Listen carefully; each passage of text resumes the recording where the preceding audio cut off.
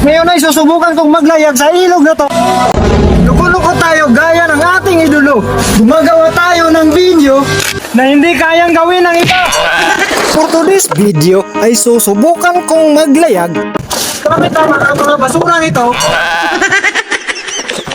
ay gagawa tayo ng balsa sa pamamagitan ng simpleng buting ito. Inaw mo, pila ka buti ako magamit.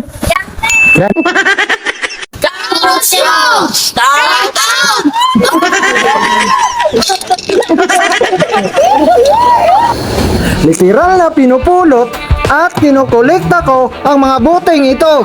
Ito yung pinakamalaki na buti. Naman ang pinakapayat. Time-lapse!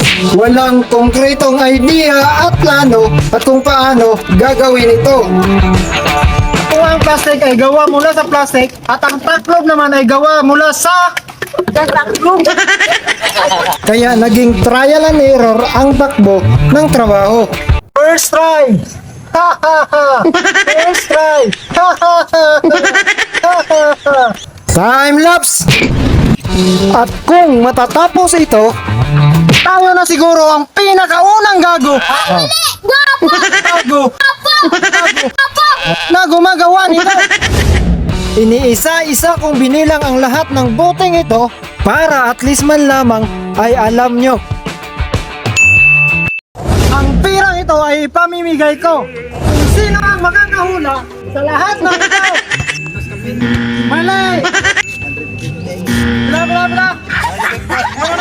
Mali! 150. Urite. Mali! 481. Mali!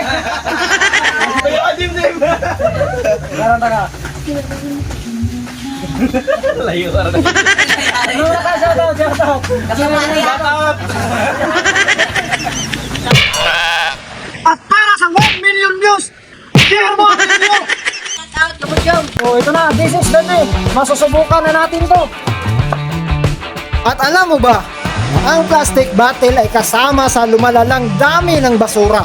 Kung lahat tayo ay makikiisa sa pamamagitan ng simpleng pagre-recycling, nakatulong kang malunasan at may sa tama ang hindi masunod-sunod na sistema.